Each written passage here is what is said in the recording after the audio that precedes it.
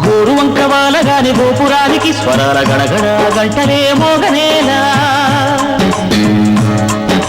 గోపబాలుడొచ్చినాక గోకులానికి గడాల గిలగిల పువ్వులే పుట్టలేదా బాలకృష్ణుడొచ్చినప్పుడే వయ్యారి నందనాలు నాట్యమాడగా వారసుండి చూసినప్పుడే మరాల వాంఛలన్నీ పల్లవించగా నందుడింక చిందులేసే అందమైన బాలుడే తనవాడై